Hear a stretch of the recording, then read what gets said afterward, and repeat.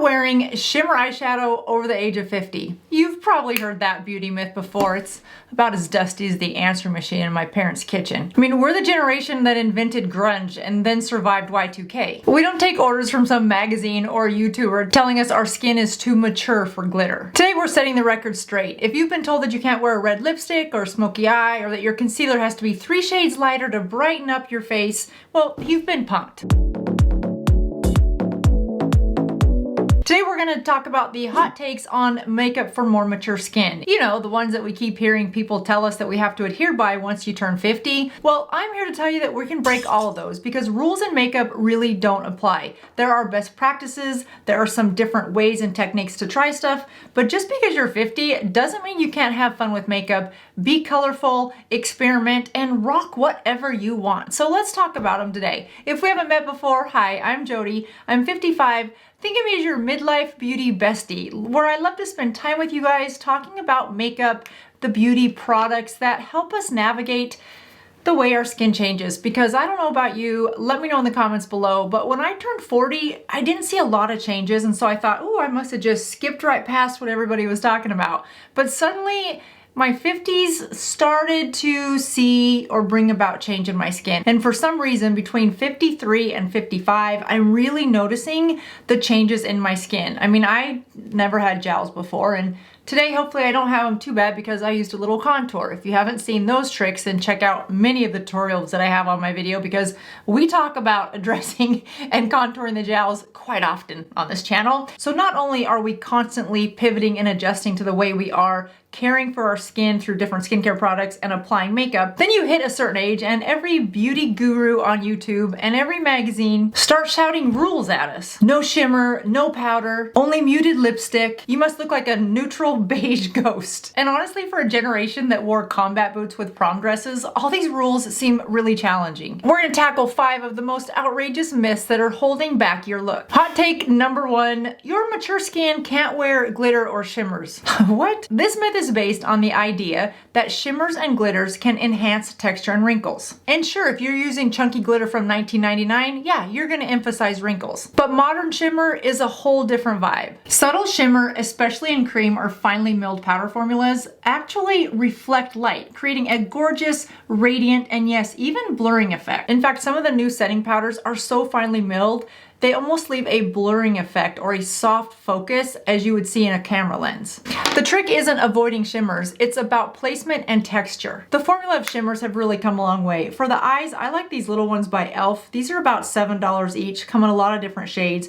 So finely milled that they apply like a cream. That wears more like a liquid highlighter than it does a glitter shadow. When applying a glitter eyeshadow on your eyes, you want to avoid putting it right in the center of your eyelid because that's where you get the most creasing. Instead, apply a little bit right on the inner corner for a more modern look and for a pop of color. And for a pulled together sophisticated look, take that same shadow and just put a pop of it right on the high point of your cheekbone as an added highlight. So feel free to wear shimmers, ladies. Just keep it elegant or not. Hot take number 2, you must wear a full coverage matte foundation to hide all the discoloration that's going on. This one makes me want to scream, no duh, but wow, I did that really good. I have probably done that way too many times in my life, but not for the last 30 years. For years, we were told to spackle on the thickest, heaviest foundation just to cover up everything and give yourself a very flawless look.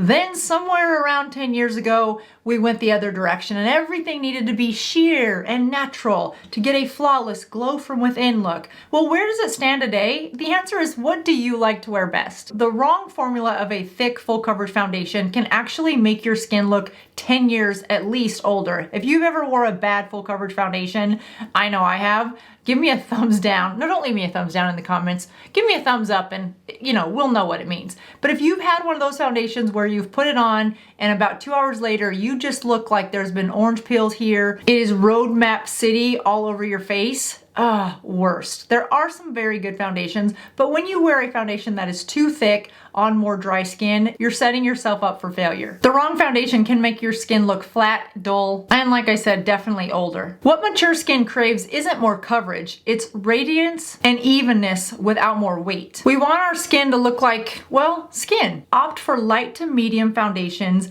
that can build, so on those days where you want a more full coverage, you've got the flexibility and the control. Also look for foundations that have a satin, natural, or a soft matte finish. Those finishes are personal preference. Formulas that are hydrating and glowy will help your skin look plump, fresh, and alive. And if you have some areas where you want more coverage, just spot cover those with your concealer. Hot take number 3, never use powder over 50. It will leave you looking dry and cakey. This myth makes me feel like I need to pick up a landline, call my friend just to gossip about it. So outdated. Yes, old school pressed powders can look chalky on dry skin, but don't write off all powders because like everything else, formulas have improved. Powder is not the enemy. It's your friend for setting your makeup, minimizing shine, and actually blurring the look of pores and fine lines. But that's if you have the right formula and use it correctly. Look for finely milled, translucent, or blurring powders. Avoid anything too heavy or matte. And here's the secret, use a large fluffy brush so you're not depositing too much product. A couple of my favorites, the translucent powder by One Size and a BK Beauty 101. Hot take number 4, only wear muted or neutral lipsticks because bold colors, it's too much for more mature lips. This myth is so boring, especially for many of you out there. I have the most creative community. You guys, when you share with me some of your looks and you leave comments about what you wear with what shades and what lipsticks you love, I love it. I sometimes can get stuck in a little bit of rut and go a little bit more neutral, and well, my nail color is a fine example. I wear the same color 365 days a year.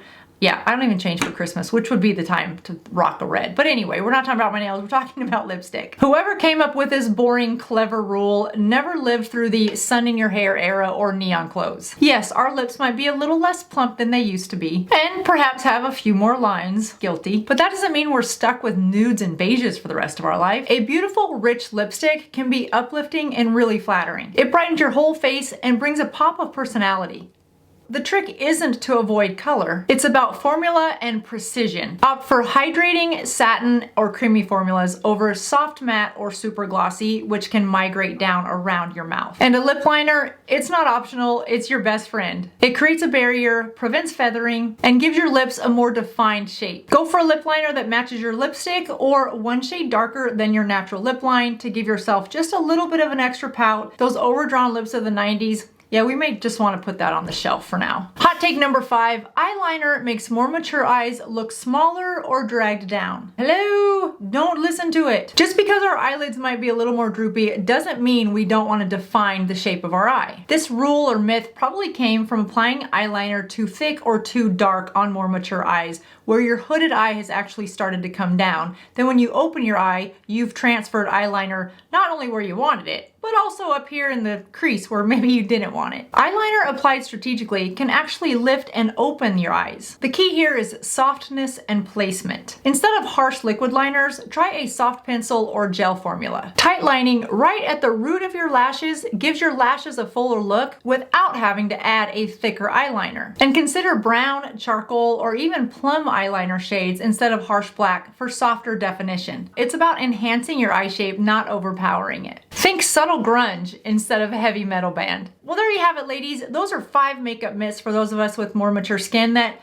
they're just not relevant anymore. Shimmer, yes, wear what you want. Just look for small, finely milled glitter. Foundation, go for something light and radiant, although that Ulta Complexion Crush is everything that I told you not to wear. It's a soft matte and it's full coverage, and yet I love it. So there you go. There are rules and there are rules that are meant to be broken. Wear what you want that makes you feel the most confident when you walk out the door. That is the best hot take of today. My bottom line, fellow Gen X makeup lovers, is that makeup should be fun. It's about enhancing your beauty, not masking our age. We grew up challenging the norms and our makeup routine should be no different. So don't let outdated rules cramp your beauty style. What is the biggest makeup myth that you want busted? That is a mouthful. Let me know in the comments below. If you found this video helpful and laughed a little bit along the way, then make sure to hit that like button and the hype button if you want to hype it so that other people that might be looking for, myth busting, rule busting videos, they can find it as well. I hope this video encouraged you to keep rocking your own style. We don't need to all look alike. Everyone looks beautiful in their own way. That does it for me today, you guys. Thanks so much for watching. I'll see you in just a couple days. Bye-bye.